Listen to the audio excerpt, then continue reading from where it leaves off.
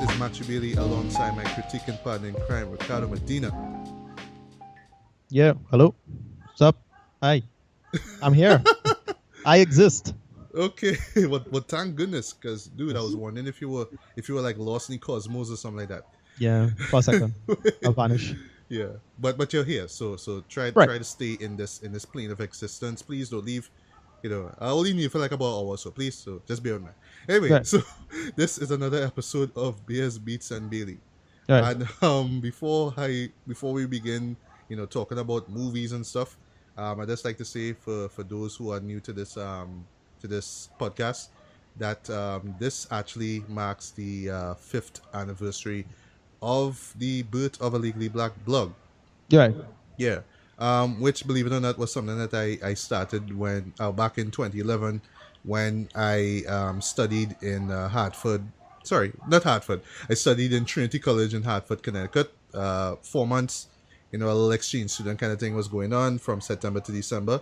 And, I just kind of did this as a hobby, basically, because, I just wanted to tell my friends back in Trinidad, the shows that I saw, and, just kind of give them little reviews of, what were good and what sucked and whatnot. And, I just, actually, the first review that I ever did was a movie. I don't know if you saw it yet, Ricardo. It's called 13 Assassins. Okay. Yeah, it's actually on my list of best movies of 2011. Actually, it's the only foreign language film there. It's Japanese. It's a samurai film. I actually saw it before I flew out, but the funny thing is that the roommate that I was staying with at the time, we had Netflix, so that movie was playing there, and I just saw it again, and we enjoyed it. Now, so I was just like, okay, I really had to start with this show because I love this show so much. It still remains one of my favorite, samurai movies to this date. So, guys, if you haven't seen that movie, definitely check it out. Yeah. Yeah, and from there it was just one review after the next, and through the years, I mean, it wasn't that easy because I had school, I had a job and life and stuff to deal with, but I always try to figure out ways to really breathe new life into this blog. So I dabble with music reviews, TV show reviews, all kind of stuff. And now, as you could hear, I have dabbled actually for a year actually with the medium of the podcast.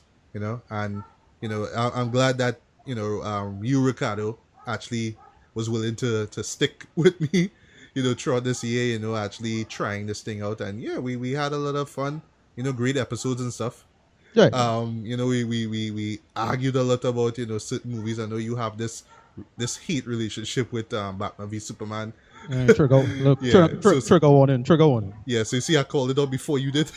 Yeah, trigger warning, Batman v Superman. Trigger warning. But yeah, so here we are, 5th anniversary.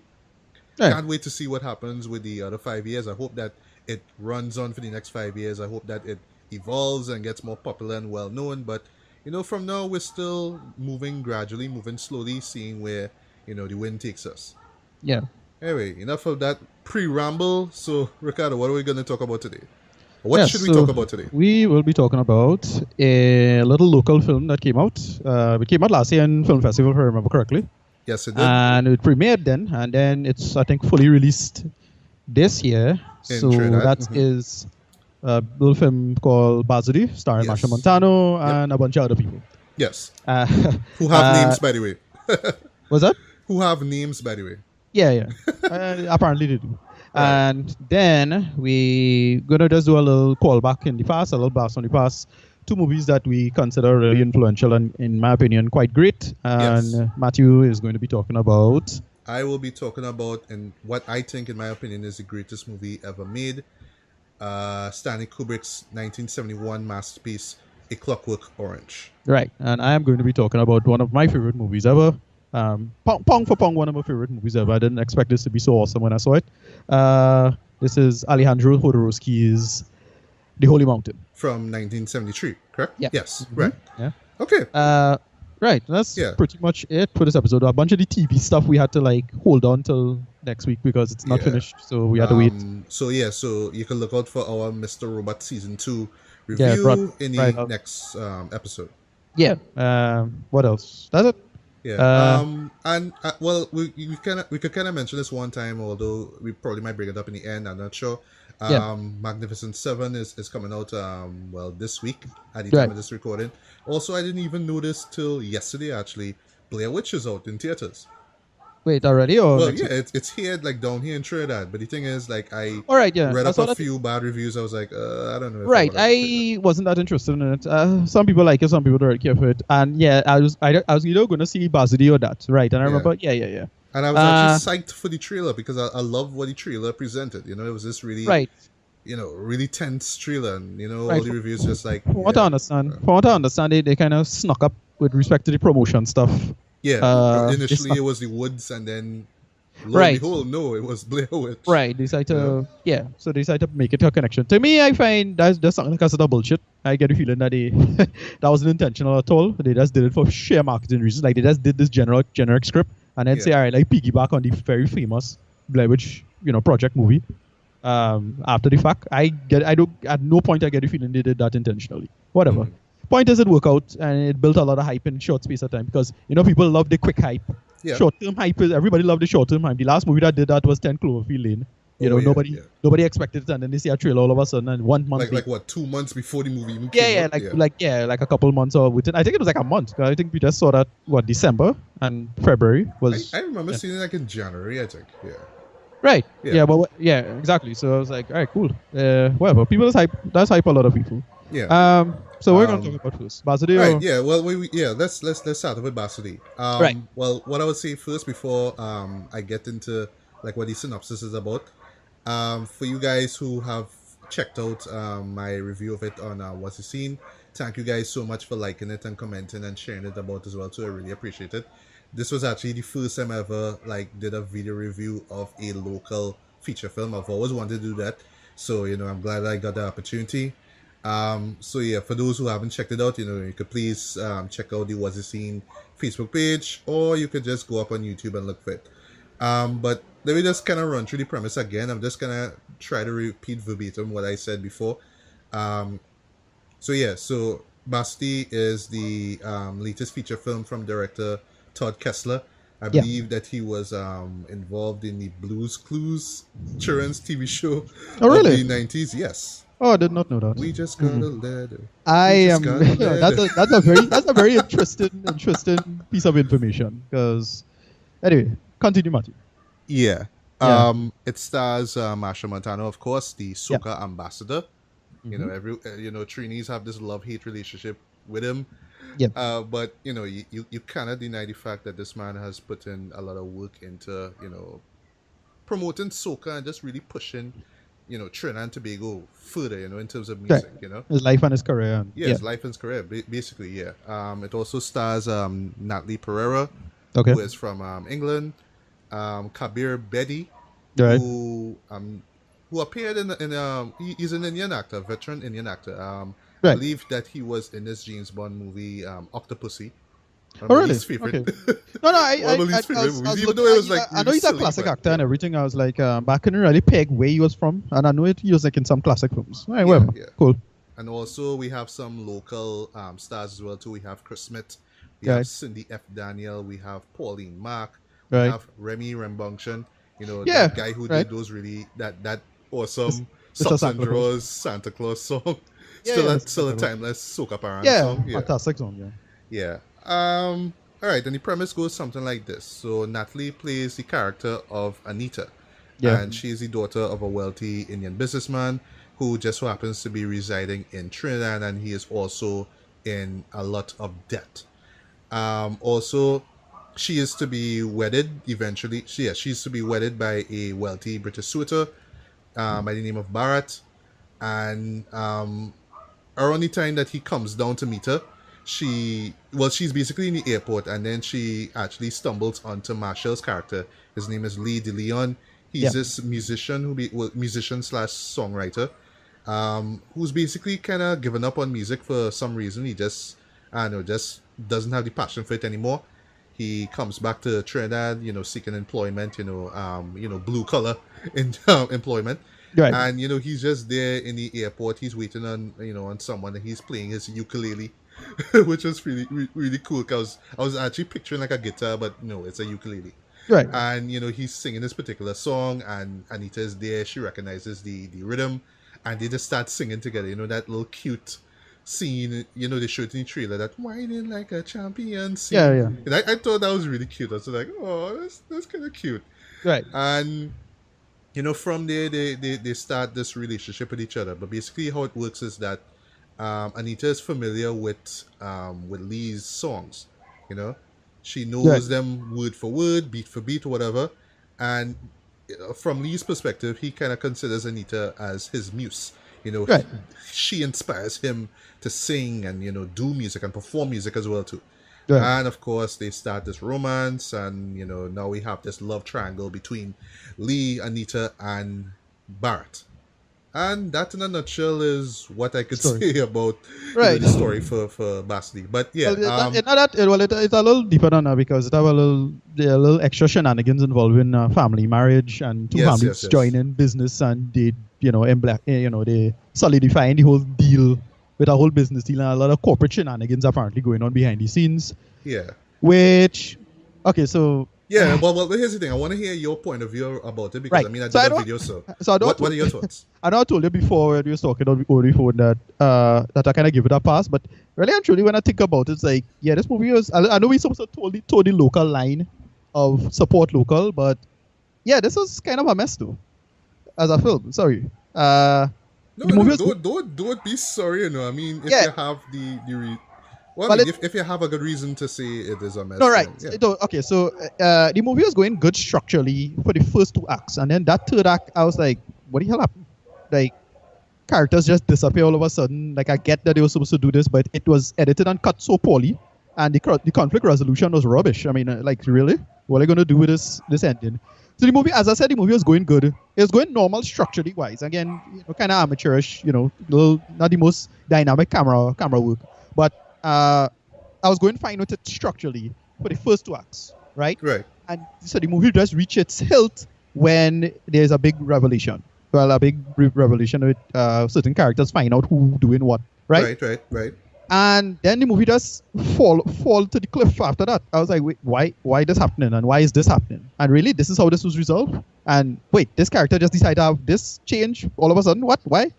And that was just the mess for me. I mean, the movie just lose almost all of its goodwill it built up in the first, 2/3 or so.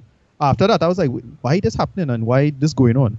It was to me a complete mess for me. Well, on the subject of the first 2/3, because like what I said is that I had to suspend my disbelief, throughout the majority of the film, because from that moment that I picked up, okay, this is going to be one of those shows where somebody sings and everybody sings and all that kind of stuff. No, here's the thing. Here's the thing. The music stuff, I didn't mind all that stuff, because I got the sense that they were trying to go for something structurally somewhat of a Bollywood type film. Yes. Got that. I got that from it. That's what I got. So, they had the singing. They had this scene where Machel was singing, and it was a kind of weird. Machel and the girl was singing on the beach in Tobago. And this is when they wanted to hook up the two ugly people. Yeah. It's going to be Cell. Right. Yeah, as you mentioned, that scene. Let's be condescending to the unattractive people. No, right. That song that they sung. No War. That's the original name of the song, right? Put up all your hand now. Let me see your hand now. Right. But the thing is, I didn't, because I know the chorus. The chorus, is really popular in terms of Machel's music. Right. But I didn't expect the spin that Natalie does, whereas tell me what they're fighting for. I was like, oh, they kind of spin it, so it stopped being about stop the crime and put down the gun, and more about embracing love and harmony. So like, all right, I kind of bought it there. Okay, all that is fine, but to serve the purpose of the story, they were singing, and then they cut to like, apparently Machel apparently believe in magic, because the magic music that they somehow hook up the two of them. Yeah, that was a little silly, and I kind of got that, because, and then they do this really weird kind of choppy edit to the matter. And again, I'm a stickler for editing, because you just notice stuff in the background now. And if it have the exact same motion in the background, I'll pick up if it's the same shot they use twice. Whatever. Point is that they had them singing, and then it cut. So I get the feeling that, the music is for the purpose of, like, they're singing, and it's like a magical domain they're in, and then they'll cut to the reality of them watching the the ugly couple now to hook up, right? They wanted to hook up earlier. Okay, I understand. Right. Understand. So I was like, all right. So it's like that kind of weird music video-ish kind of feel to things now. You're kind of out. You kind of break through the fourth wall a little bit. You do a little meta something. The character's kind of above the fray, and yeah, just like a Bollywood movie, basically. So all of that stuff I didn't mind. That was going fine, and so I got doused with the film, and then the movie decided to do this again. Kind of slightly sloppy character motivations, but whatever. I don't really mind. The girl decides she want to go out and she want to get to Machel and and all that thing, right? And they had the juve scene. Right. Oh, by the way, what was hilarious about this movie is I see a bunch of faces I recognize in the crowd. I was looking for a few faces I recognize. I just see a bunch of people. I was like, oh yeah, looky. And you see that for a quick clip, but the facial recognition software picking them up almost immediately. That was just cracking me up there. Anyway, that scene worked out reasonably well, and when the crowd I was in down south, the crowd received it quite well. It was really well done. This is where the girl did debate and she friend. That moment had everybody. Or the maid or something like that. Right, or the maid or something like that. I'm not sure who this character was. This redskin maid, which don't make any sense, but whatever. Yeah, that's Cindy F. Daniels' character. Yeah. Anyway, so they did this nice little bait and switch with the plot, blah blah blah, blah. And then so the movie was going good because it was flowing like our story should flow. Then they got to the point of the big revelation thing, right? Slight spoilers, right? So the girl get kind of make out and it had a cell phone involved. And the movie reached its hilt. And I was like, all right, great. They set up the villain properly, even though he was telegraphing his moves. Even though I thought he acted well, it was real over the top and hilarious to me. Because the man was clearly the fucking villain from shot one. Yeah. And that was cracking me up. Because I thought they were going to do something a little more clever with it where with him and Pauline Mark. Because they seem to have a little something in the beginning now. Right. They did a little something, but they didn't really do anything there. Actually, they did something, but it was really stupid, I thought, that resolution to that. Yeah. And they reached so then the girl tell the fella this thing, and then nothing about everything after that, nothing in the movie made sense. Nothing. They had this whole thing where he gone on this bender, which make no sense. That didn't make sense to me. They just make weird. Now, I don't know if it's like I had some kind of loss in time or something, but it just like didn't show how Machel get like why he didn't have the dung in the dumps moment instead of him. And I was like, wait, what? Why have it? Did all this weird plot mess, and then they had this really friendly resolution, and then the main guy who was the actor, who was the husband, he just vanished from the film. They just see him in the airport, but the two other people who was supposed to leave with him, them come back. So like, wait, right. He's the only person who went, so why he didn't come back in the ending? But they decided to keep Machel for the sake of the love thing. And I was like, and honestly, they never resolved that thing with that character, with that one character. Yeah, I didn't think it never resolved that love triangle. I was like, yeah, this is like some sloppy mess though. I mean, they could have sit down and make sense of this in the script. That third act was such a mess and a serious letdown for the film. The movie was going mediocre until that, and then it lose like 2 or 3 points just because of that. And that's just a big disappointment. Because, this was kind of pissing me off about Trinidadian film, because this, I don't know, what is the budget for this movie? Like $500,000 at least minimum. I have no idea. I assume. Whatever. I can't speculate because freaking remember this movie that kind of sucked that came out. Oh, what's the name of this movie? The guy, the big AIDS PSA movie, and it cost $1 million. So that's what the big note. Anyway, not Between Friends. Yeah, Between Friends, right? Right, but the thing is, it looked much better than Between Friends. It actually looked like, I thought the camera work was quite well. Just the coloring and the camera, like cinematography stuff, looked great.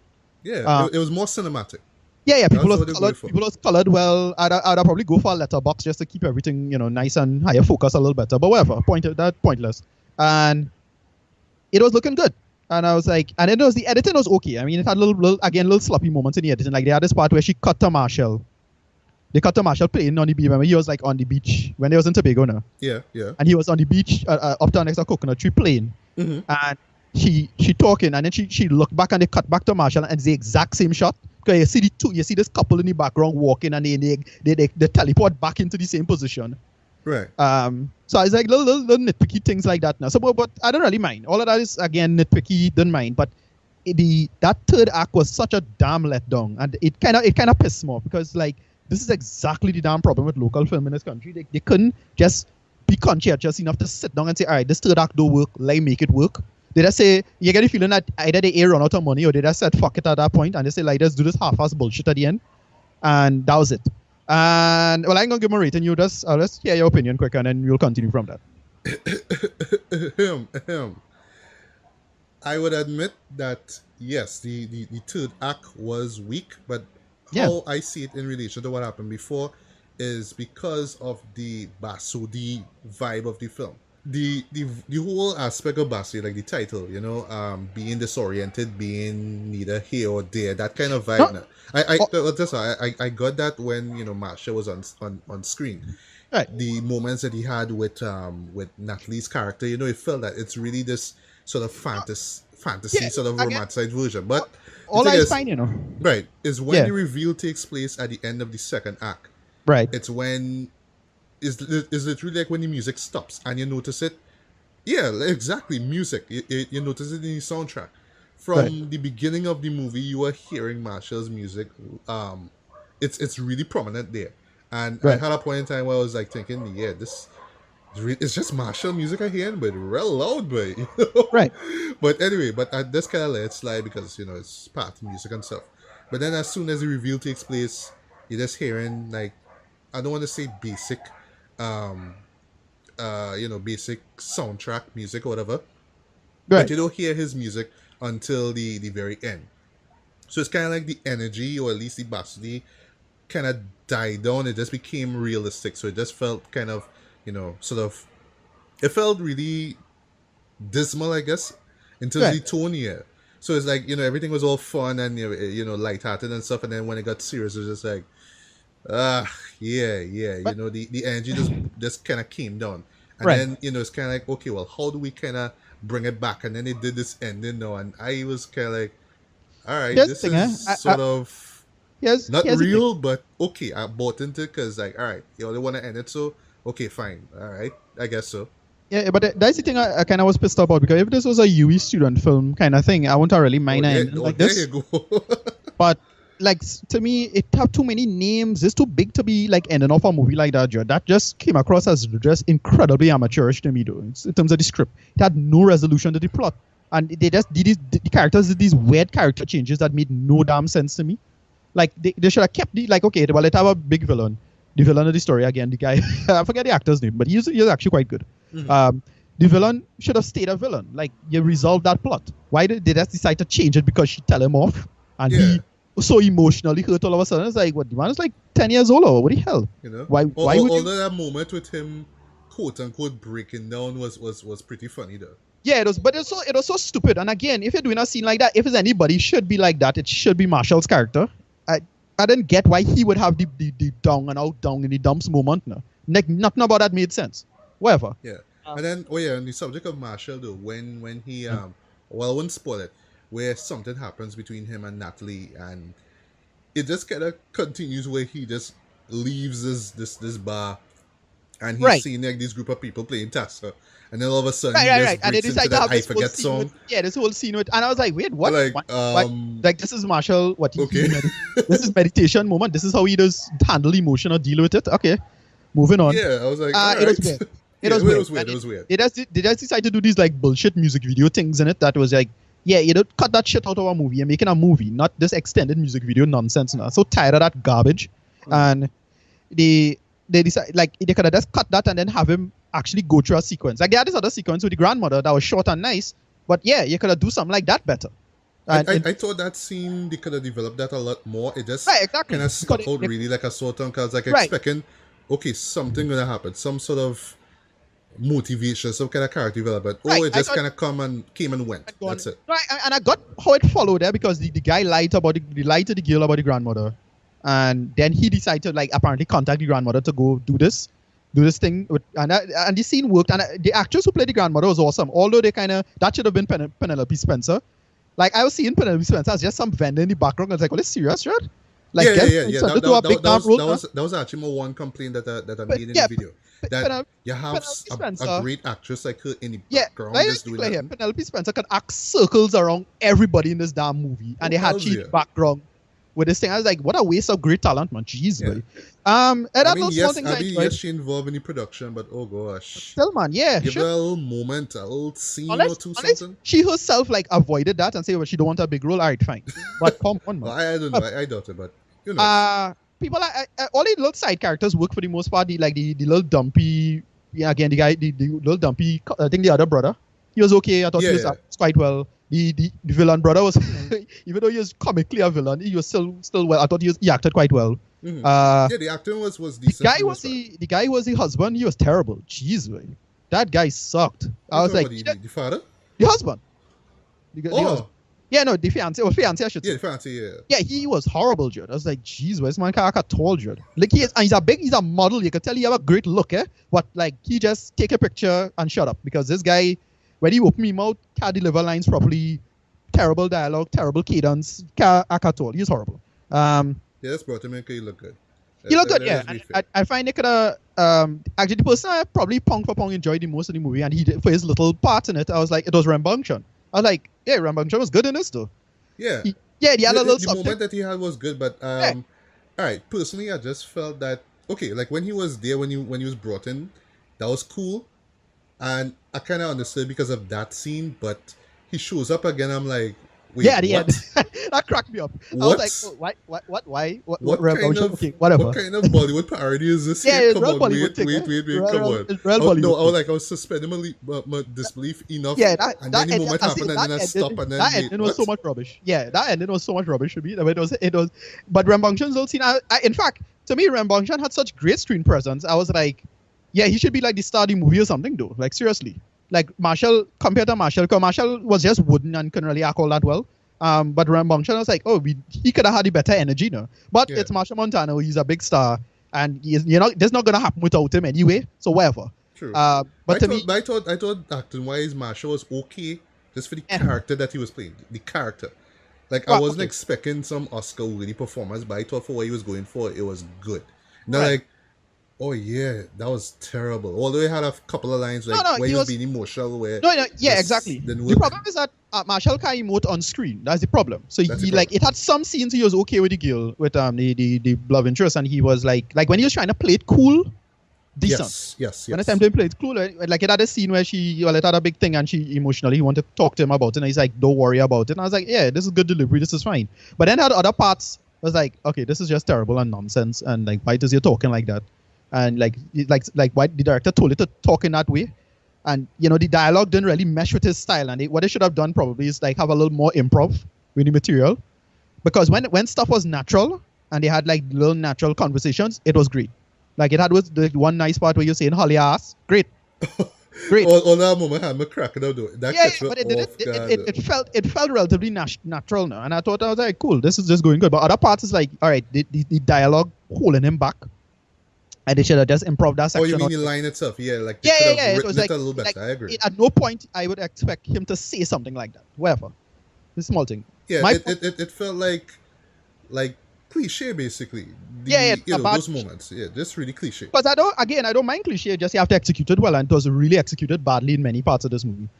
Side characters, Pauline Mark was pretty decent. She was fine. Yeah. Chris Smith. Hilarious. Yes. Solid. Yeah, solid. I think again, what cracking me up is again to see because it has so many people who are extras in the background. I know, and personally, and you see, it was just funny to see them playing multiple roles in the movie. Yeah. So like, wait, how you reach here and then you teleport to here in this movie wearing different clothes in like a matter of minutes. That was cracking me up. But anyway, thank goodness somebody picked up on that. I the kind of guy, only because you know the people. Like if you don't know the people, you won't know. Like I would be like, oh, that's the same guy. I might have picked it up maybe. I noticed it in like TV shows in the United States and other shows anyway. Like you'll see the same. Like I remember episode of Brooklyn Nine-Nine had that where the same police officer passed in the background twice now. So you could tell they blocked the scene and then make the same extra walk the same place. Right. A second time now. So it was noticeable. It's like, wait, why do this cop walk the exact same place twice in a row in the sequence now? Whatever. Okay. Right. What else? Oh yes, the music. Right. Music choices were okay. Was interesting. All right. Well, it was a Machel album. It's all the Machel. It was. It had me tapping my foot. That's fine. Yeah. Had my head and thing. Right. Like what I said as well too. I need to stop saying it. I felt that they could have had a few more musical collaborators. those who collaborated before with Machel, No, that was popular kind of the songs. problem. That it was too in-house now. So it had to be all Machel. Like you get that feeling from the whole thing. That's the problem. It's a Machel vanity project, and at no point you get the sense that he was gonna share the load in terms of the attention in and around him now. So you're not gonna have any other musicians. You're not gonna have anybody else on the soundtrack. You would, I think, at least they have a Rembunction song. Now I could be proven wrong on the soundtrack. Probably have a Rembunction track somewhere there. I didn't hear it. I didn't get either. I only heard Machel songs in the movie. Well, I heard Machel. It was Angela Hunt. There was oh gosh, these guys who sing that Bend Down Pause song. But that was when the credits were rolling. Right. Yeah, but I really wish that they had a few more voices. Yeah, because you could have get much smarter choices with some, in terms of the soca song to fit the scene now. Yeah. And speaking of that, there was one particular song, right? It spoiled it. It actually opens the film. It's actually one of my favorite songs. Right. Should I say what it is? Yeah, screw it. Right. It's called Water Flowing. Right. Came out in the late 90s. It's kind of like a soca version of the Street Sweeper dancehall rhythm. Okay. So it has that ding ding ding ding ding ding ding ding ding ding ding. And I was seeing it like in the beginning, you were seeing moments with the beach and stuff now. And then when they reached the Tobago sequence, when Natalie and the other guy went, they had this montage scene where they were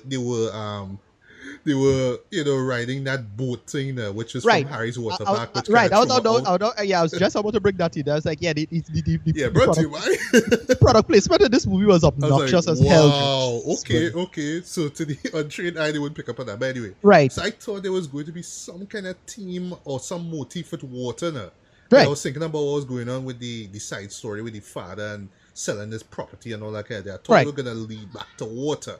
And they just play the song like twice and you don't play it again. I'm like, okay, what's going on here? But I say that now because you hear the music, you hear the rhythm now. Right. So I thought that they would have kind of used as some sort of musical motif, but unfortunately they didn't. All right, whatever. Yeah. All right. Yeah, but there were some other good songs, like One More Time or One More Wine, I think the name of it is. Yeah. They had everything. All them things. Again, it was the Machel, all the Machel greatest hits running through the, all those recent songs. I was like, all right. And it had me tapping my foot as Machel. Yeah. You can't go wrong with that in that sense. But although there was one funny moment, right? And I realized it's something that goes on throughout the show. Yeah. Like I said, Machel just have this really uncanny ability to like start music anywhere he goes, right? Right. So when he's on stage performing right? Big crowd, everybody's like, yeah, and everything. He leaves the stage, right? Then music playing, Natalie is there. And then she look around and then Machel come and then both of them start singing and everything just stop. Right, that's what I said. That I was talking about with the magical realism moments with them, two of them together. Bazodee moments. That's what I call it. Exactly. Yeah, you're right, exactly. It had just the reality stop it in its reality distortion at this point now. The two of them just focus on each other. And again, another thing I had a big lament about this film too. They shot stuff way too damn tight in some of the crowd scenes. So you in your head is like, okay, where exactly is the camera? Because at no point I get the sense in that space that she would have get lost and she would have been winding up with Machel without the husband and them seeing she. Exactly. So they try to sell it as if it's this big all-inclusive fete, and it's like it's one tiny ass space though, and then they shoot it tight to make as if we gone fool you. I was like, wait, them not seeing she right, like they would have been right there though. At no point they seeing she with the man, whatever. Same thing in the Juve scenes. Juve stuff was shot way too damn tight. Like I get the feeling they had like one tiny piece of a street to occupy, and they just had to shoot that stuff there. I hated that. Whatever. Normal, there's logistic stuff. You can't really do anything about it for the most part. So it's just a matter of scalability and logistics to get it done better to make it look. And the scene with Machel singing "You," that's the only time the camera became kind of dynamic and moving around. Because I had a serious problem with the camera just being in this once. Move it now. Move that camera around, bounce it around. That's the only time they had the camera like some vibrance to the scene. Yeah. That's the only time I see a crane shot now. It's like, oh, a crane actually getting moved though. Cool. This movie, we want to give you a score because. I think we could give it a score. All right. Well, I still keep it with my light, very very light, I should say, 3 out of 5. Okay. Yes, the movie is not perfect, but you have to go in really suspending your disbelief. Just go in with the sense that it's going to be Machel, it's going to be fun, it's going to be all Bollywood eyes and stuff, and it's not a realistic version of how Trinidad is. You know, like you come in here and you expect some guy with a ukulele just can't come and charm the way to your heart, but it's really fantasy, and because of that whole fantasy vibe, I bought into it. I had fun with it. I enjoyed it. I tapped my feet. I nodded my head. You know, I didn't dance any songs or sing to them.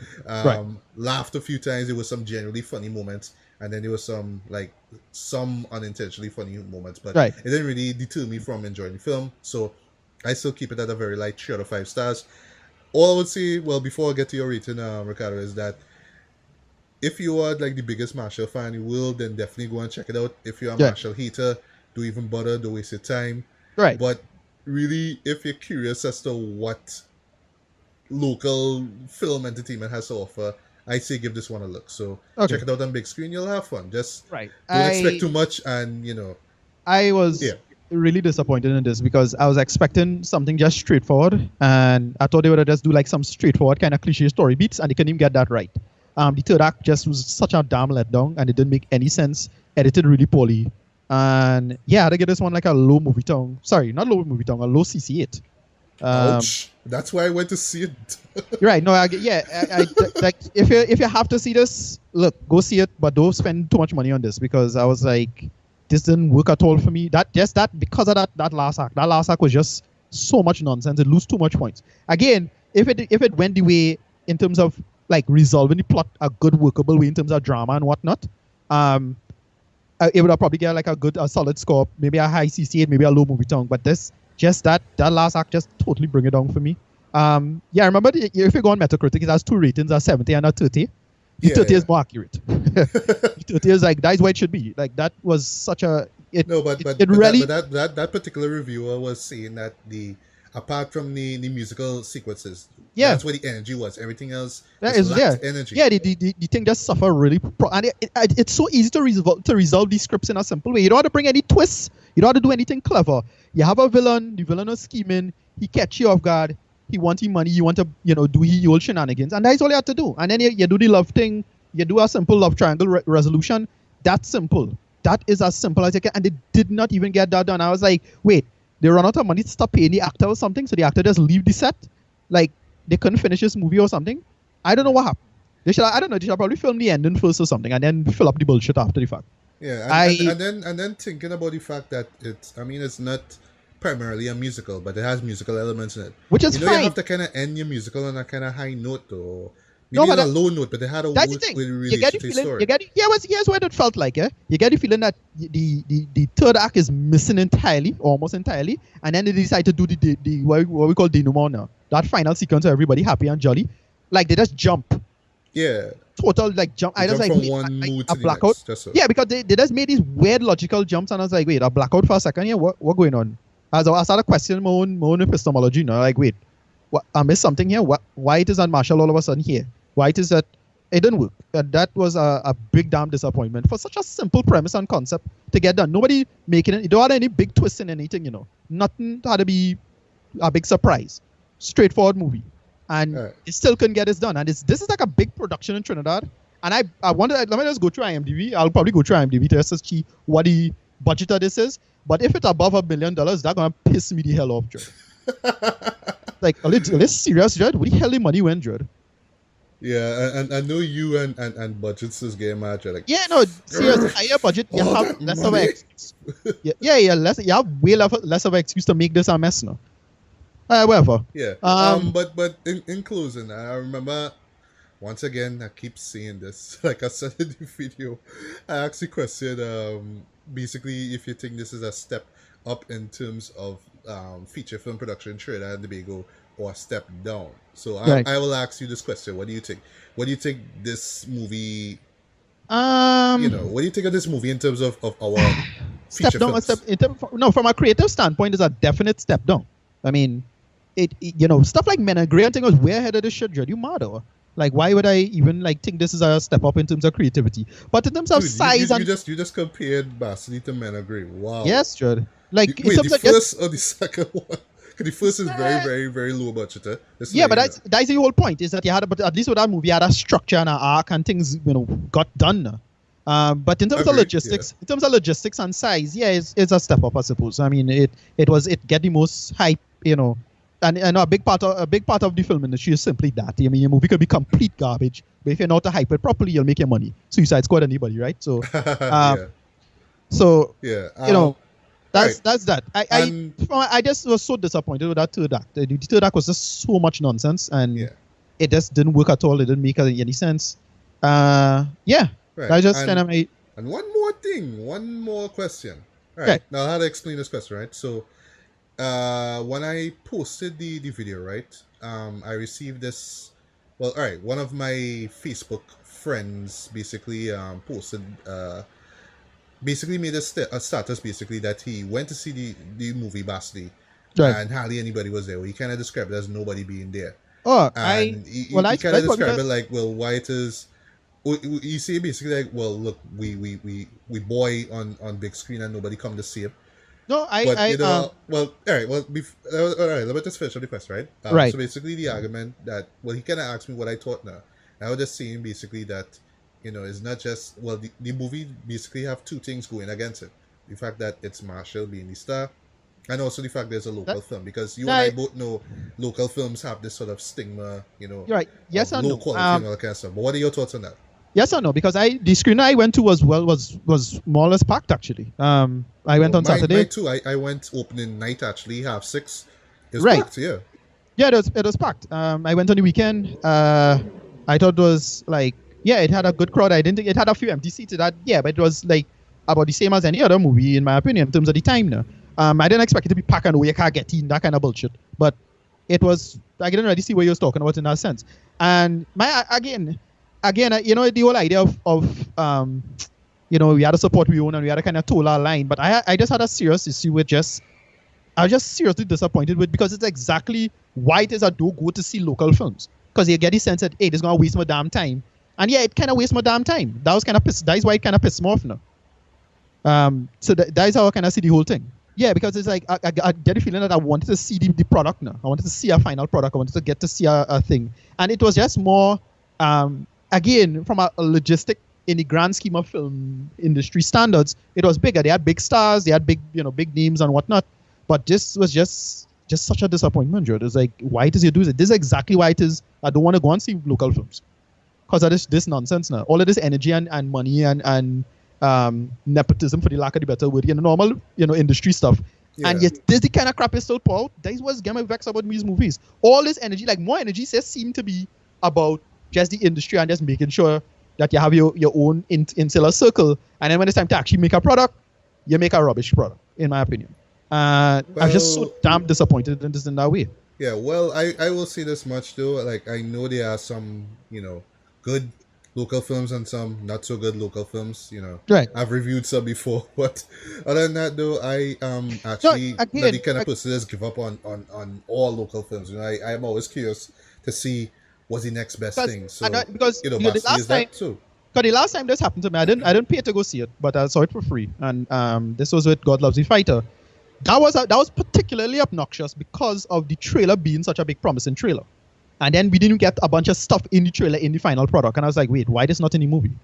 And all the stuff in the trailer looks so impressive. I was like, why is it just kind of almost, it's just kind of false advertising thing. With this movie, it's kind of the same thing. I was like, oh, we're going to get a product though. And at no point I get the sense I got something finished or complete now.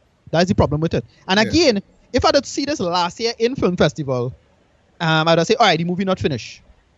Oh, but they had a year. Okay, I got you. A whole year pass. So it's like, I have to wait a year to see this because I didn't want to pay. What it was like $300 to go see it in the opening night or some bullshit like that.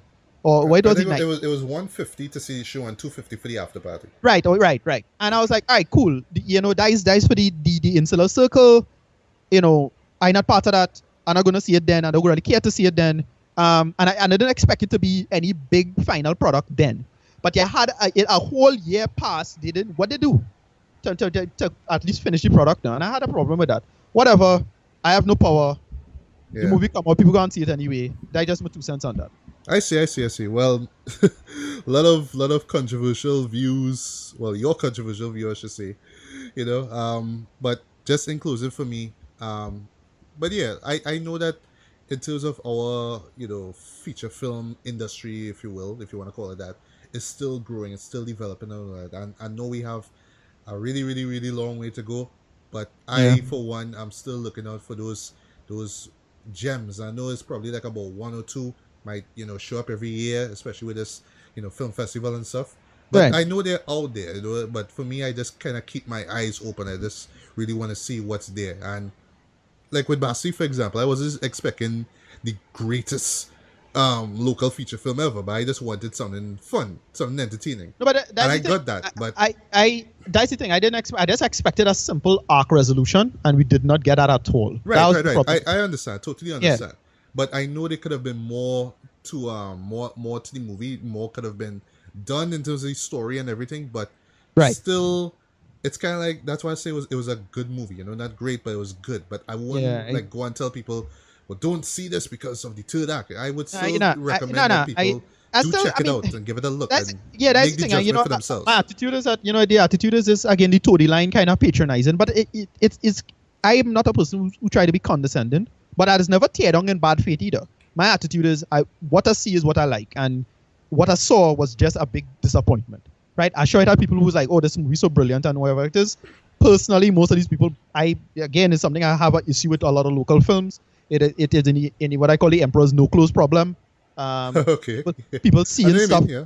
People are seeing stuff that is not damn there, and just trying to sell me something that's not there. And you had to call a spade a spade. And that's what I see it. And look, if you get shut out because of that, that's fine, because that's how it had to be. Alright, well, This was a big guys. disappointment. Yeah, well, guys. Before we say any more things controversial, all I will say is, if you're really keen on checking out the film, go and check it out. Right. If you like it or you don't like it, that's up to Yeah. you. Right. That's it. That's all we have to say. Yeah. So Whatever. moving along because Next. yeah. So what next we're going to talk about? Right. Right. So in the last episode of BSB and Bailey, I mentioned wanting to do something to really celebrate the 5th anniversary of this blog, and it's based off of a book that I read called "The Film That Changed My Life." And in the Right. book, the author basically interviewed a number of directors and asked them, what was the movie that really inspired them to make movies, basically.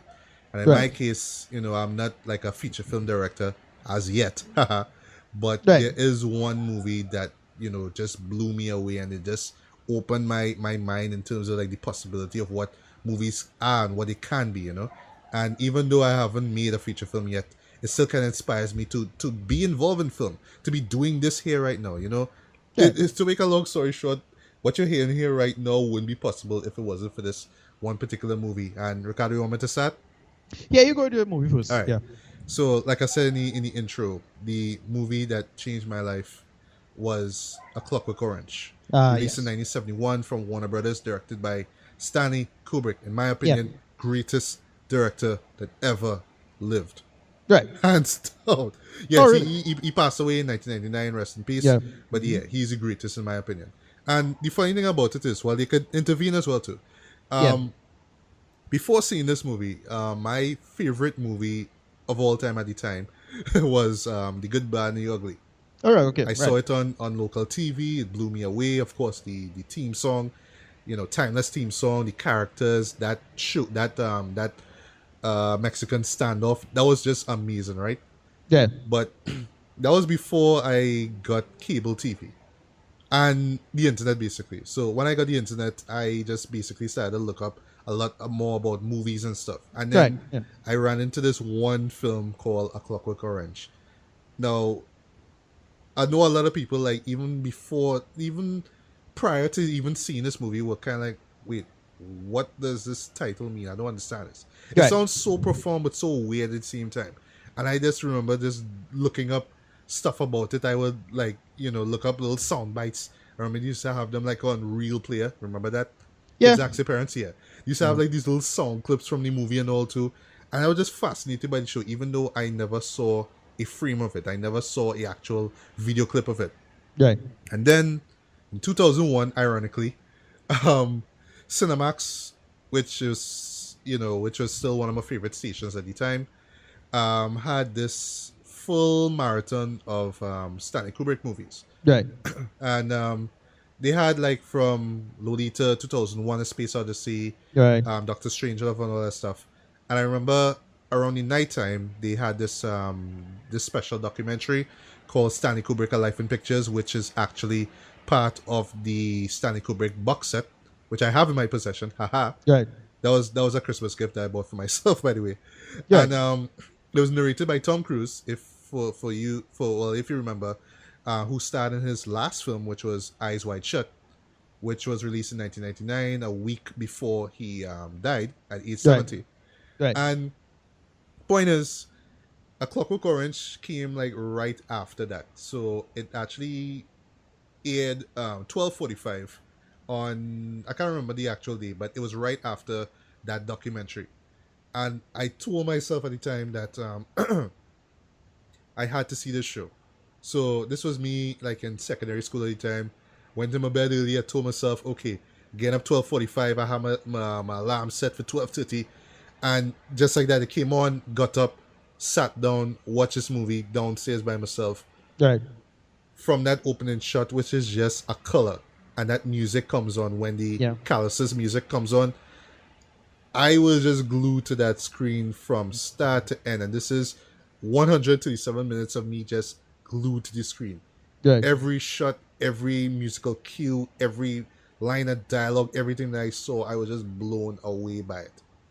And ever since then, I just always go back to it. I always really pick up more about it. And that's one thing that I love about, great movies. Yeah.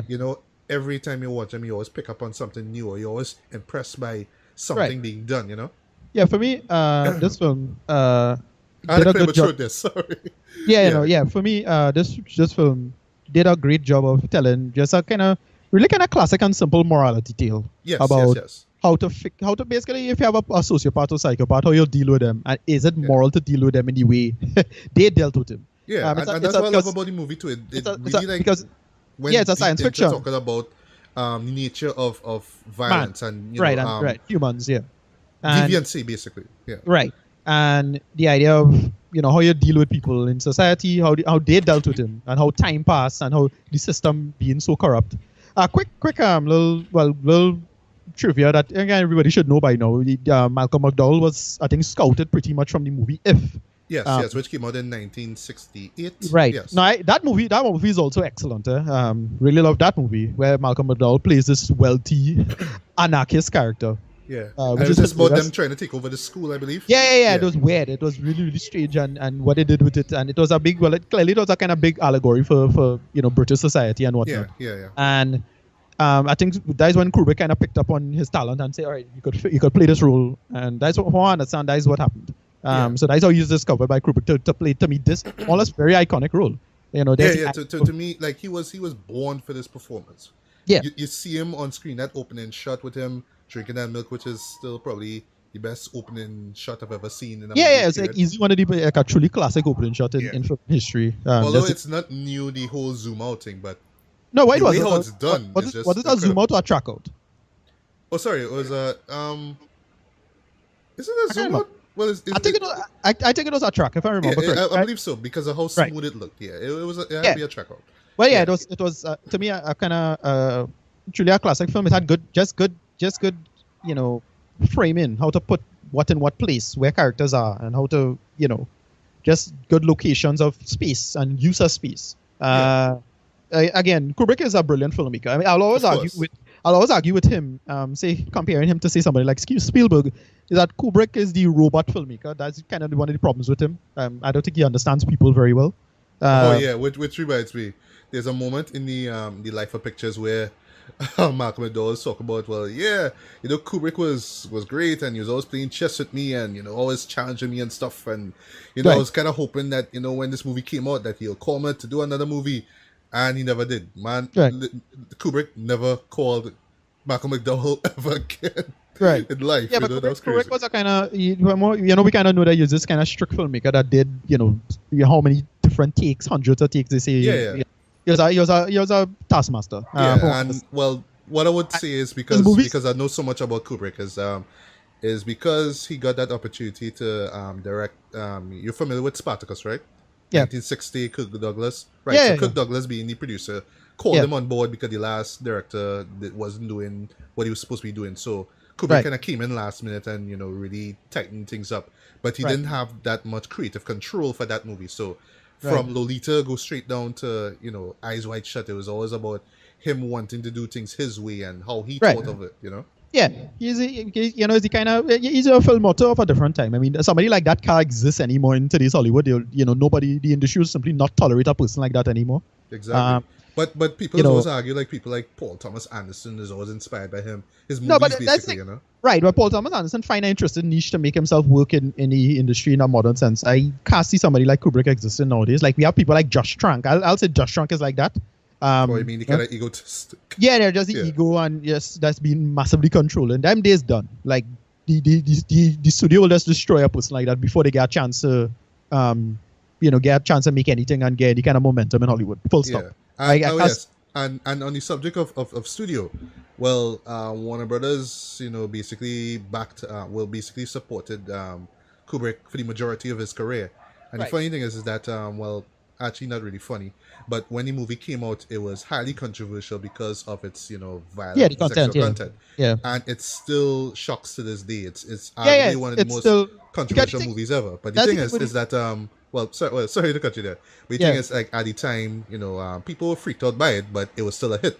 But what happened in England, which was where Kubrick and his family stayed at the time, continued to stay until his death, there were a number of copycat crimes and murders and rapes, and they were all like, or the world media basically spinned it as clockwork this, clockwork that. There was these youths who used to beat up on old elderly people and stuff. And that just kind of freaked out Kubrick to the point that he pulled the movie from theaters in England. Oh, really? But yeah, he did. And that's like the first time a director ever did that, ever said, yeah, this is it. No. We're not gonna show this again. Stop. Right. But Warner still had his back. So, when it finally came out in the States, it made a killing in the box office, and it stuck with him through, like Barry Lyndon. There was a moment in, the production that way he asked for these specific lenses, and he was like, well, Kubrick, those lenses would fit on these cameras, right? But he's like, dude, I want these lenses, I want this. I want to shoot kind of light scenes and stuff, And they just kind of had this guy's back, and, look at the result. Great movie after great movie after great movie, Right. Yeah. Well, what else? I mean, blew me away about it. The dialogue, the sort of slang that the characters use, it's called Nadstat. Basically, it's a mixture of like Russian and I believe British Cockney, accent, basically. Right. And it just sounded so ahead of its time. That's the thing I love about this movie. It's so ahead of its time. And yes, it's in the future, but it's so realistic. It's not like you're seeing flying cars. This is not Blade Runner. This is not that type of future. Right. It's a future that basically is like how our time is now. It was way ahead of its time. Yeah, and they did the whole. Continue. They got into the whole idea of medical ethics in that movie. I thought quite well. The idea of how it is you treat people with mental issues, what it is you do what you do with them, how much. Because you could get into that big, and it gets into all of this like really uncomfortable argumentation about free will. Yes. Like what the prison chaplain says, about choice. If a man cannot choose, he ceases to be a man. Right. Exactly. And drug use, and if he was capable of his crimes, and if he had control of himself before, even after. Yeah, and if he gets to that whole. Yeah, just the fact that he lived with a in a decent family, mom and dad, but even though he's still living there, he's still doing all these deviant acts with his buddies and all that kind of stuff. Right. And they really go really deep into that, and they don't really give you a proper answer. It's just really for you to kind of sit back and figure it out for yourself. Yeah. And they do a decent job with that for the most part. This film works. It works on that level. It works on just these again. It brings up these debates, but because I think it's one of those movies that you could use in legitimate discussions. It's not it's just a dumb movie. No, it actually. It's far from dumb. Yeah, exactly. It actually brings up legitimate critiques of how it is we deal with law enforcement, and it really was one of those kind of paradigm shattering kind of films that you do that actually get legitimate argumentation coming forward. And that's I really enjoyed that. Yeah, well, there's a few more things I would say. Now, as a big Kubrick fan, I could clearly assume that Kubrick knew he was going into dark territory with this movie.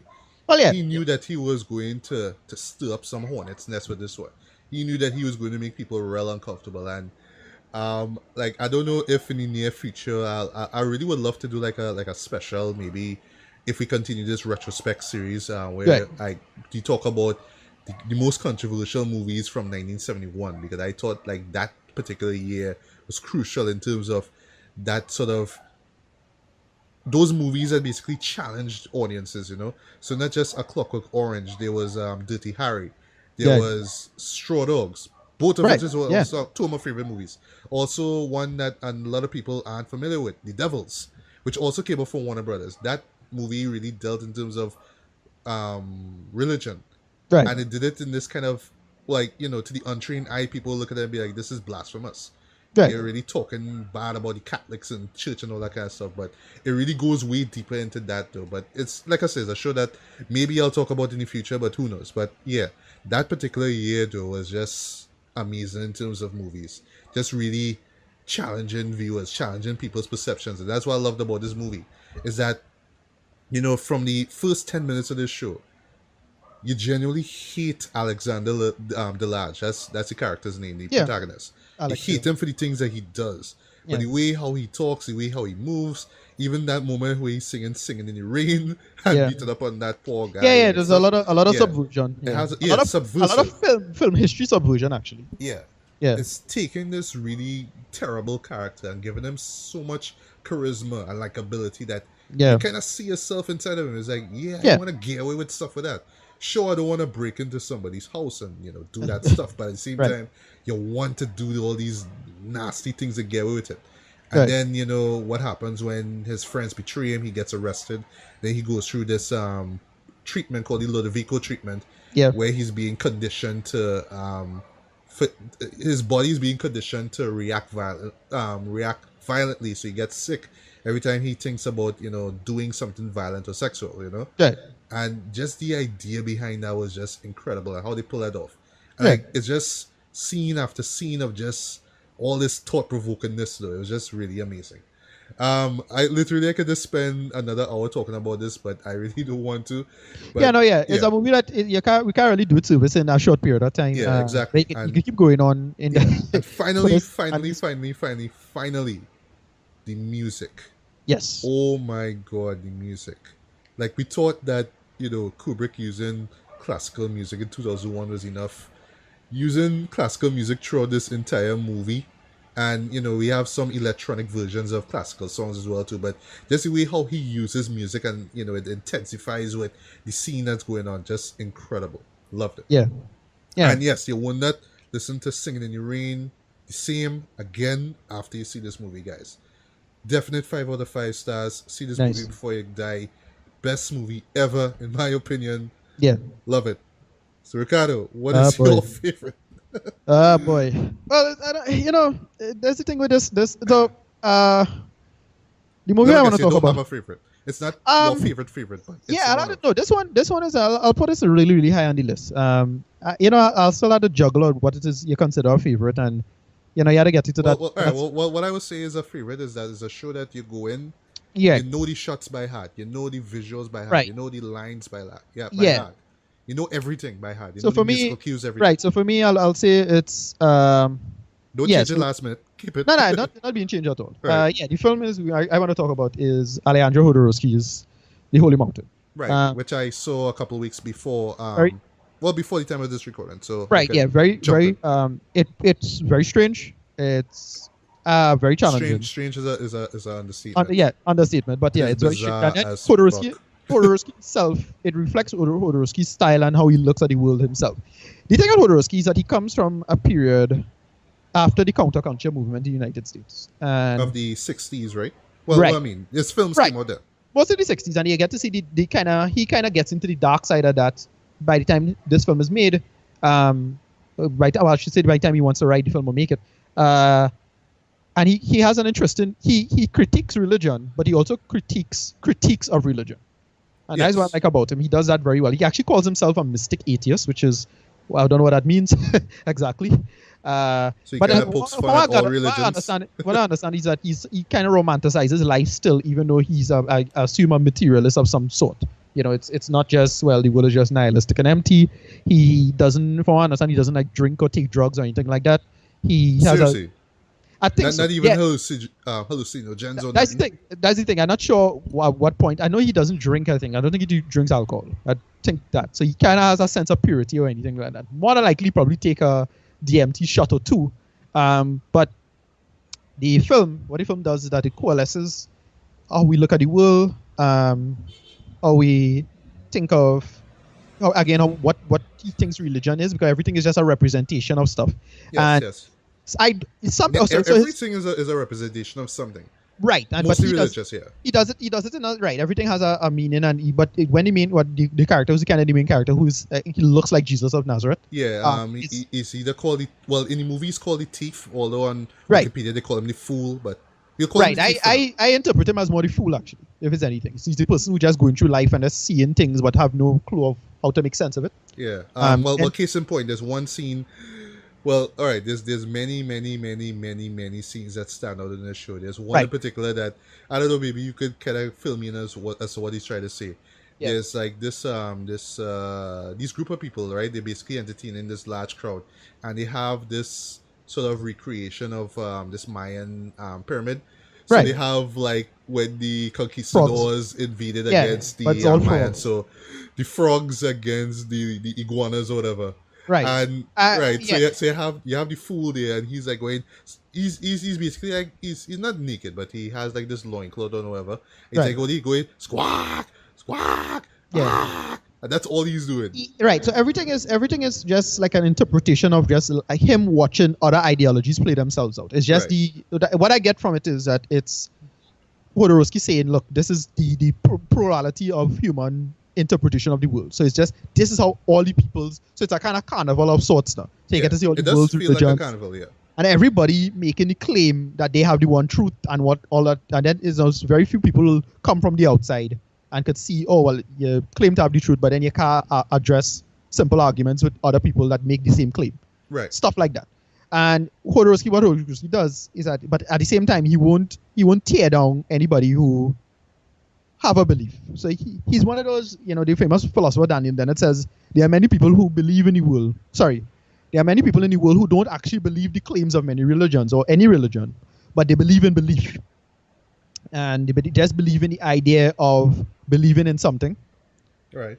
And then, so that's why I think Jodorowsky kind of is in that category. He kind of puts himself there.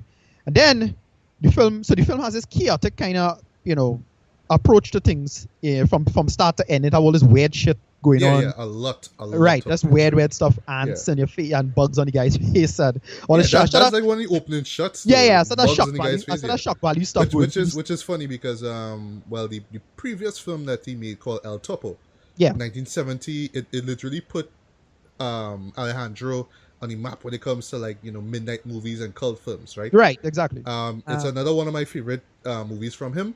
But the last shot ends with the character with bees, I believe, on his face. That's like the final shot before credits roll.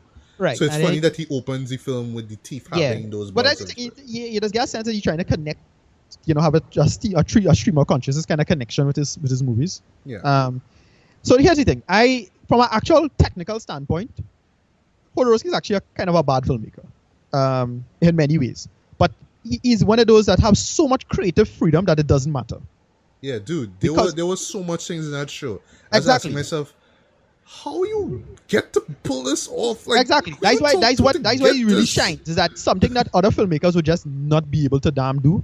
He does. He did in the time he was like in a perfect confluence. As a filmmaker, he registers himself in two very famous, great filming countries in South and Central America, which is Chile and Mexico. Right. And he just has that history, and then he decided to just carry it to the next level with his material. He has an incredible imagination, but you could tell he need a lot of people around him to pull it off. Of because course. his producer, who he worked with a lot, there's this guy from France. I forget the guy's name. That guy is get everything done from a logistical standpoint. Jodorowsky is also quite wealthy as well, so you get the feeling that he's one of those filmmakers who didn't need the system anyway. Right. So that's why he does get to do all this, again, have all this creative free time and then a lot of money to work with. I'm not sure what is why his family had so much money. I should know these things, but I never cared. You need to read a bio about him, but Yeah, I never cared about stuff like that. I just care about like what he wants to spit out and tell the world instead of I need to know a bag history, because it's very misleading in terms of like how the guy thinks. Not really. You know, most people just think, oh well, if I find out about his childhood, I will learn so much about him. Not necessarily the case. And he's a person that you're not sure why it is he had so much damn freedom, but it don't really necessarily follow in learning about him as a person, and I never really took the energy or time to do that. It's pointless actually in that sense. Right. But yeah, you get the sense that he come through the 60s, man. That is really the formative times you have to learn, and the 60s clearly formed the guy. That's the period from. You know, like you can imagine. Although I'm not familiar with all the sort of counterculture movies of the 60s, but you can imagine just those movies being there and people really. Receiving them so well that I could pull off something like this. Right, but that's the thing. I didn't get the sense that it was even just him being as a filmmaker, he wanted to make. Oh, I could do this now. It was just the counterculture, just experimentation with drugs, rejection of religion in a wholesale sense, because that whole what we call the baby boomers, they just reject that now. They grew up they want to think for themselves, not and they had everything that their parents did. They decided to tear down now. And it was interesting to see that play out in the 70s, because the 70s, you started to see the dark side of that. You started seeing, like, why it is that you don't take drugs anymore? Why certain drugs you shouldn't take? Why it is that sexual promiscuity was a problem? Yeah. All these dark things that he got into that. And then what they tried to do is that money came into the project. And that's where the film does that very well. It starts with this haphazard thing, and then they introduce this character called the Alchemist. Played by Jodorowsky himself. Yes. His entrance story. That is all right. Well, you see him in the opening scene, of course. Where, the two women. You could Google that. But the moment where the thief actually sees him for the first time. Oh yes, and the set for that is amazing. Those colors, it's stuff like that. It's stuff like that where I have a lot of respect for Jodorowsky, because you could tell he has. Now here's the thing. I'll say as a filmmaker, he isn't particularly talented, but he is creatively on other levels quite good. He's a very good artist. Yeah. You could actually find his sketches and drawings and stuff. And he has an excellent imagination. I mean, there's a big popular documentary that came out about 2 or 3 years ago called Jodorowsky's Dune. Yeah. Which was his take on what Dune should have been. And that's the thing with him. He's a guy that don't get into the source material and say, all right, I need to fix this thing. He would just take it and then decide to interpret it in his own way. So he had his friend tell him about Dune. And then he said, okay, this is what we're going to do with Dune. And a lot of people was like, oh, that's like it's like with Tim Burton and Batman now. Right. Tim Burton was not a comic book fan. And then he just decided to make this Batman. So it's a kind of pure luck thing. You can either get it very right and have a fantastic, brilliant interpretation, or you could get it magnanimously wrong. Kind of like the David Lynch film.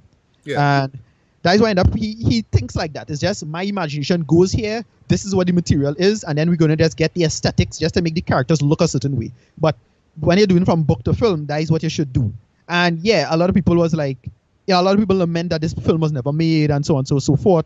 That's a quick side effect of how he thinks and his relationship with the industry now. I honestly wish that he makes a film before he passes away. Well, that's the thing. A lot of people kind of want to. Here's my theory. My speculation is that Nicholas Winding Refn will make the film similar to that. Nicholas Winding Refn is probably gunning for that because he is in the documentary. Yeah? Oh, well. And he's like, and he's like a huge fan of Jodorowsky. Yeah. He even dedicated that bullshit movie that I hated, God Only Forgives. Oh, right. Dedicated to him. That which pissed me off. That a little bit. Yeah, well, whatever. No, that real pissed me off. It was in that territory too, because you get this feeling that it's the same nothing. You have a lot of there's a lot of film fans that absolutely hate Jodorowsky and hate what he represents as a filmmaker. No, I understand because to the casual viewer, his movies tend to look like I just smoke a whole bunch of stuff and I just trust the madness and make sense out of that. Exactly. Here's the thing. He's one of the rare cases where you could be this crazy person, but you see the order and the pattern form. That is why I think he works instead of it have a lot of other filmmakers that I think are just complete bullshitters and waste my time 2016 type people. It's like, why did I watch this? This is like a colossal nonsense. But in case of Jodorowsky, you get a sense of order building from chaos. So the movie starts chaotically and then the order just builds in and you see what he was talking about.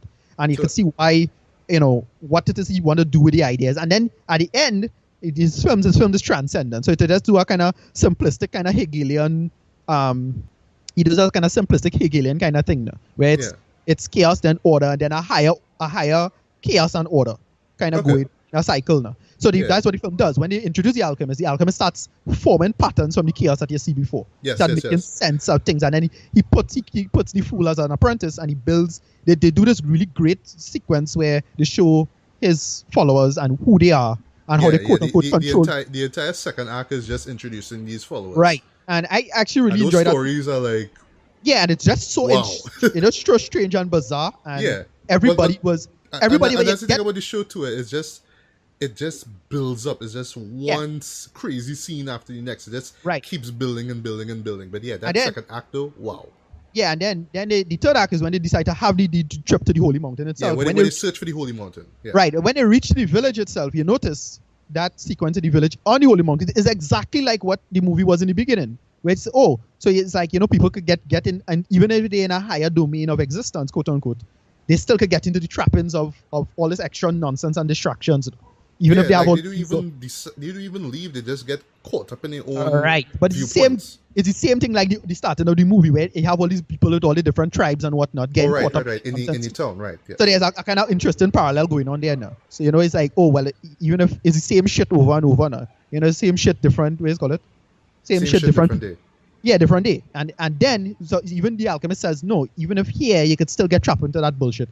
And then the movie, they decide to go even higher with a higher plane of existence, even say, no, don't get trapped up in this stuff, even if it's here and it's a respite and it feels like a relaxing thing.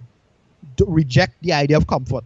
Go even higher to go about. That's what I get from the film, at least. Well, and before I get to that part, there was, around that moment, I believe that's, because I saw it recently, that's where they walk and then they're saying, well, okay, you're sure that you leave all your earthly feelings aside, but some of them don't.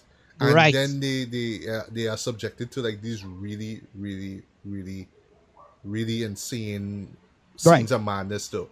And like I say, I could imagine people watching this and think it is just pretentious nonsense. No, that's the thing. It's one of those films that work for me in that way. I mean, I can imagine if you hate that stuff and it don't appeal to you, I get it. But I think there is some information there. Is he an unspoken genius or anything like that? I kind of put him there personally. I get why he works. Look, a lot of art does that, especially modern art. And he was one of those that kind of fall. By the way, another very big fan of Alejandro Jodorowsky, this shouldn't be a surprise to you, Kanye West. Yeah, and he's also, Stanley Kubrick, sorry. Kanye West is also a big fan of Stanley Kubrick. He's a huge fan. He looks up to him you could find a picture of him actually meeting Jodorowsky himself. He actually found him. I didn't even know. Yeah, he actually tried to meet the guy and talk to him personally and that kind of stuff. Now I was like, all right, cool. That kind of makes some sense. I wonder if this is around the My Beautiful Dark Twisted Fantasy era. Not sure. 2010 I'm not too sure exactly. Probably explain why his videos are always so abstract now compared to what he did before. Right. I don't know. Yeah.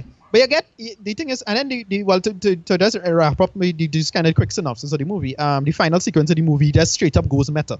Yes. That says, look, brilliant sequence, by the way. I love that sequence. That totally worked for me. I thought that was really, really damn well done. I mean, I didn't expect deep in the heart. It was smart. It was I thought that was clever.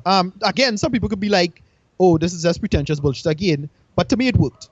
It totally worked. It made sense. And it's one of those. But let me just talk about that closing sequence for America. I know a lot of people kind of have their own interpretations about it. So in my interpretation is basically, okay, he says that we are characters, we are dreams, we are visions or whatever like that. We are not real now. So now we seek real life, like real life awaits us. I think that's what he says in the ending. Yeah. And how I interpret it is basically like, this movie is telling you so much about life and religion, but at the end of the day, it's really up to you how you choose to live your life, which is why before he even says that, before he goes on the table and sits down with the other disciples, he lets the thief go. The thief and the girl with the chimp that was chasing them all through the show for God knows why. And he's just like, this is your life now. Go with her. Instead of having all of them on the table and then revealing that one big revelation about living your own life. At least that's how I see it. Find your path and just go with it. This is one of those examples of it's a total college movie. What do you mean? Do like a whole thesis about it? It's one of those films that you gotta hold look how brilliant I am. I wrote an essay about it. That kind I of should do that. Like if I were a lecturer in terms of film, I will tell my students, yeah, watch that show. Watch Holy Mountain. Yeah. It does. It one of those movies that it's heavy in between, because the movie I could see it totally, like, some people would just say this is just pretentious garbage.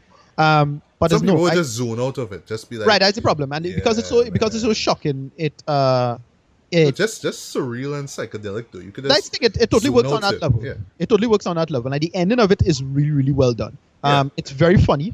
For me, I like how he laughs. it had this kind of weird, cringe-worthy kind of moments in it, and it's very strange, and especially there are some really great moments, and it has some damn jarring sequences that just like, whoa, what the hell going on here, dude? Like the part where they were going crazy. Like there's this one scene where some guy's imagining being sprayed with breast milk, but he thinks it's coming from this old man who has like these two tiger heads on his chest. It has these weird jumps and cuts. No, the sequences when they start doing all of the leaders, and they had this one with the bank guy. The guy, he was a banker. I forget which planet he was. Wait, and he's the one who's saying that he has this dummy of a wife or something. Right. So that I thought that whole sequence is just so strange, but it's like, oh, there's such a good. We had such great character moments in it though. But it was really out there though. I like the one with the chick who was basically like rearing children for war, and they had some kind of thing against Peru or something. I got what it was. Now here's the thing, if you're a big fan of, here's why I like this movie, because I was growing up in the 2000s.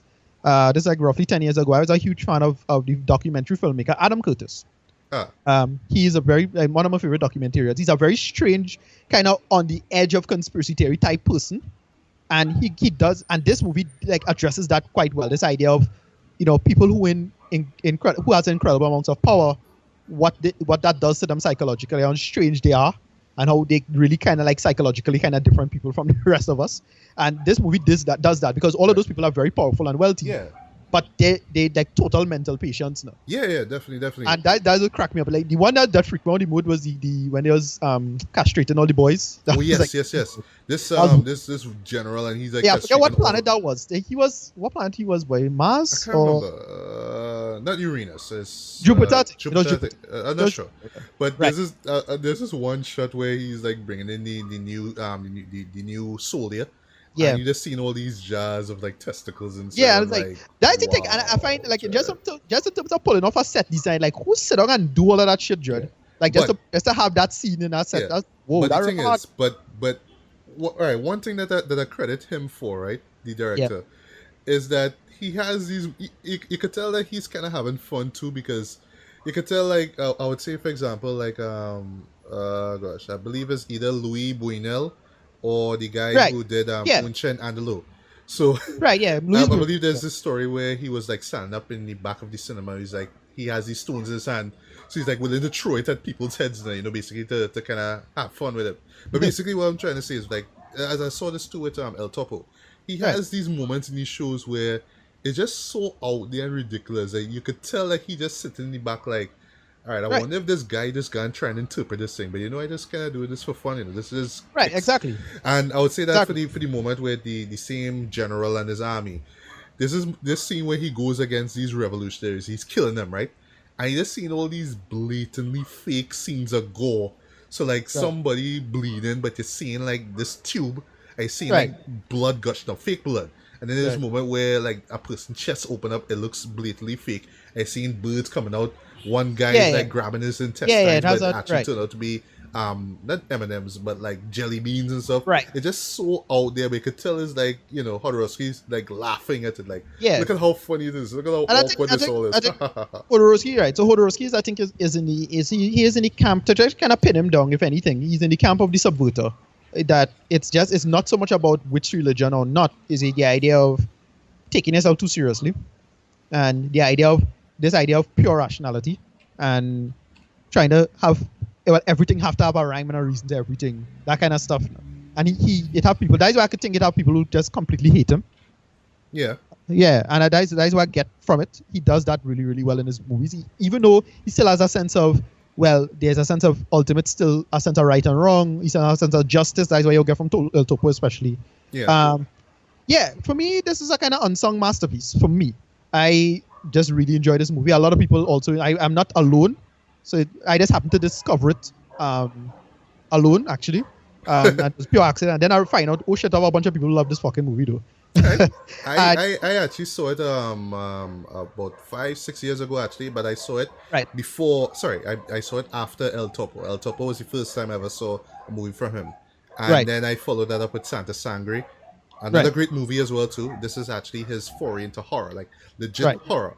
Yeah. But it has this really emotional undertone to it that's really captivating. But that film is really, in my opinion, his most straightforward narrative. Yeah. You know, everything else is really abstract, but this one was really straightforward. Had a lot of weird stuff that came out in the late 80s. Right. Sangre you're talking about, right? Santa Sangre, yeah. Right. But that particular show was great.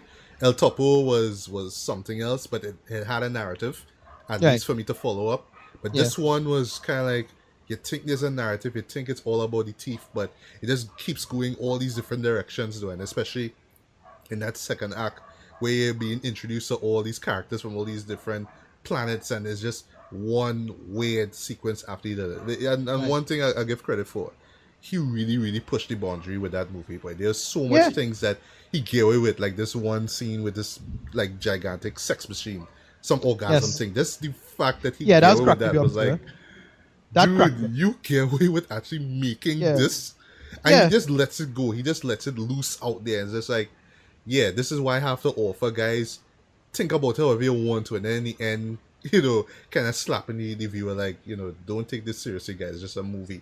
Yeah. Come on. Don't take it lightly, man. Come on. Sort your own life out, you know? Right. But yeah, I agree with you. It's a I would say it's a visual masterpiece as well too. If you're a sucker for great visuals, then this is like a sumptuous feast. Like, you know, scene after scene after scene after scene is just one just one big visual, you know, it's just visual eye candy, you know. And if you like that kind of stuff, if you like challenging movies, then you will definitely enjoy this one. But you know, for the casual viewer who just wants things to be explained and they don't like to use their brain and they get freaked out easily by images that they don't understand, then I still say give it a look, you know. Right. That's why I kind of it's one of those films that, you know. Now here's the thing: it's one of those movies that you don't want to like spray in somebody's face. Just tell them watch it. Yeah, tell them watch it. I don't want to tell anybody anything about the show. Like, don't fight them down. Just tell them watch it and just say what you think after the fact. Yeah. You know, it have a lot of people. You know, it have a lot of people who like to show off and want to say, "Oh, well, look, this movie freaking another person out, and I not freaked out." And that. Nah, just watch the movie. Is it a good movie on its own right? And it doesn't work in that way. That's how I try to judge it. Yeah, that's kind of like how God Only Forgives was. Like, I generally hated the show from a narrative perspective, from a character perspective. But there'll be people who be like, well, look at how, you know, stunning the visuals are and stuff. No, you just don't get it. Movies, a lot of movies like that tend to, you always have two big camps of, sadly, what I call the two uncharitable camps. On the one end, you have the people who was like, oh, this is just pretentious, you know, modern art bullshit. My child could do this, right? And then, you know, my 5-year-old could do this. And they'll say, oh, well, I don't get it. This is such a bullshit. They reject it. Then you have the other bunch who just want to be insular and this kind of hipster culture saying, oh, well, there's no way you can get it. And they're largely being dishonest about it, even if they have nothing to strive for there. Well, I get it and I'm smarter than you and that kind of stuff. Yeah, that kind of thing. It have that, right, there's two camps. And then have other people who be like, yeah, I get it, but I didn't like it that much. It have people like that. And it have some people who, no, they genuinely like it and enjoy it, and it's not about other people. And I'm in that last camp there. I don't really care what other people think about this film. It's one of the few films I'm about that. Very rarely I'm like that for films like this. So usually so you wouldn't look up other people's interpretations of the show? I actually did that. I did that. I watched a few videos, and what they said, especially with the end, made sense to me. It actually shed a light on what I saw. Right. I wasn't like that for this. I was like, oh, this just worked for me. This was real hard. I just happened to see. I mean, I look up and think about it after the fact, but like I didn't care about what they had to see. That's the thing with this. Okay, but you didn't really like agree with them. It's just like, oh, well, that's what you think. Okay, well, no. The thing is that the people who love the film, they kind of agreed with me, and I was like, okay, I get what they're saying. But it's one of those things. It's not like how we'll talk about, say, a superhero film or something where, you know, everybody have to like pick sides and try to agree what they have to say about it. It's one of those films that they just enjoy and think. If I could, like, I don't know if you ever went to it before, like Movie Tongue has a nice little extra screen for like extra movies to think. that's a nice place to go watch this movie. You know, I would love to see this movie on the big screen actually. right? Small But screen don't do it it's a justice. nice little cozy little theater. You go with some friends, a couple beers, and you just enjoy the shit out of this and just crack up. A couple The mystery beers, science theater kind of film in a way. Yeah. In that sense. That is pretty much my 2 cents on the Holy Mountain by Yeah, but Alejandro Jodorowsky. well, I mean, Oh. afraid to say this, but what would you rate this? Rate the highest- movie 5 out of 5. Great. Top yes, 10. yes. Yeah, it's a great. It's one of my favorite films. It it totally works for me. Yeah. It's a movie that just- I'm still a bigger fan of El Topo and Sangre, but you know, Right. Holy Mountain, after seeing it again after all these years, hold a special place not in my heart but in my mind now. So yeah. you know, I just can't get over all these incredible imagery. But my goodness, Yeah. especially the ones with the alchemist and the thief. Those Yeah. scenes, though, my goodness. Yeah, they Wow. really work. Yeah. Wow. Yeah. All right. So was our first foray into, you know, nostalgia or retrospect reviews, or whatever you call it. I don't know if you'll actually come with a title for this this segment, but I had fun with it. It's something that I've always wanted to do. I'm glad that it's done. And you know, between you and me, Ricardo, I would love to do this again.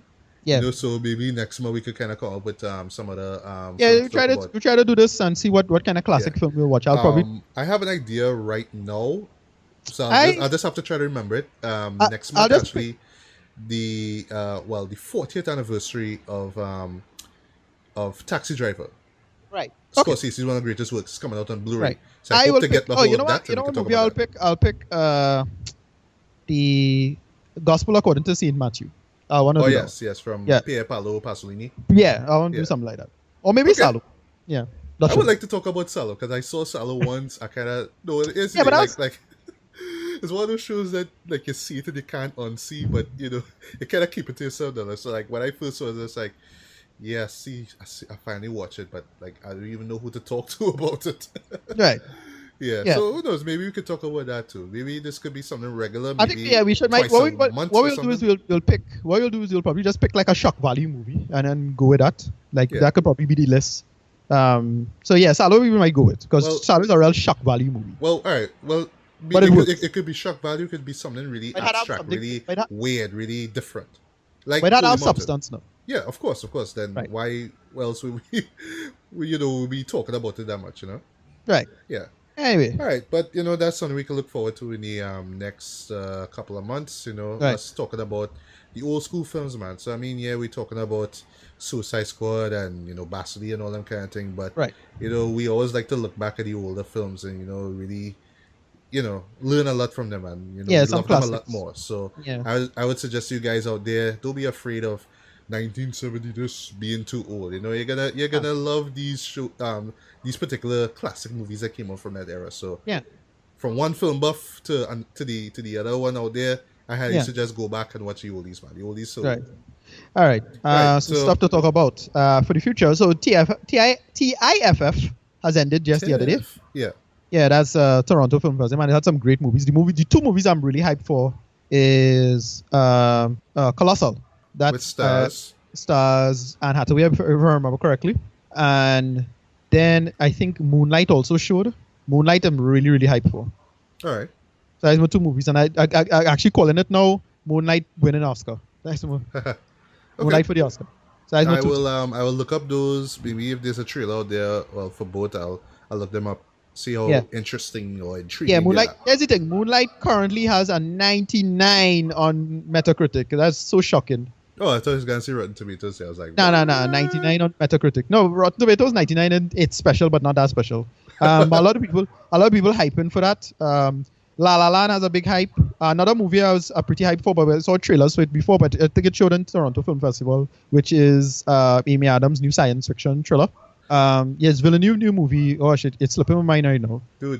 Arrival. Thank you. Right, that's Arrival. it. Okay. Arrival. Yeah.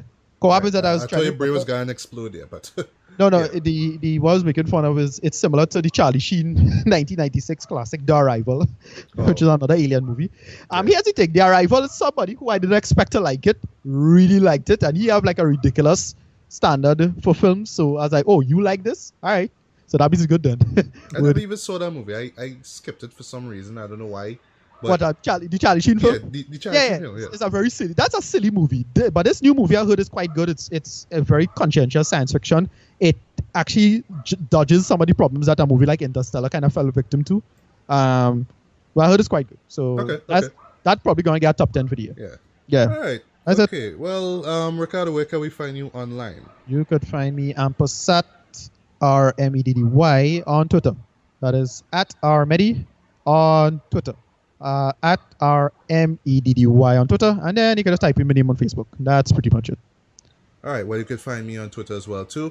You can type in Legally Black MJB in capital letters. And also, guys, if you go onto my Twitter page right now, the cover photo fit is actually one of my favorite shots from A Clockwork Orange. That's the scene where Alex's three droogs are walking along the pier, basically, before he beats the crap out of them.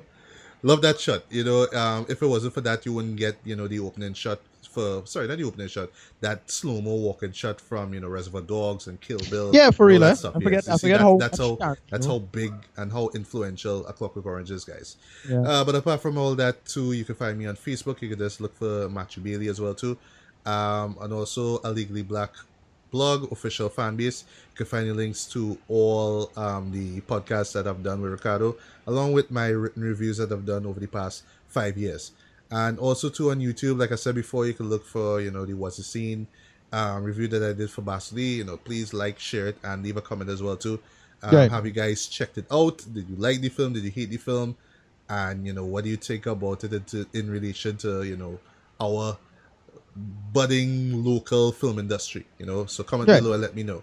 And also too, feel free to let me know what was the movie that changed your life.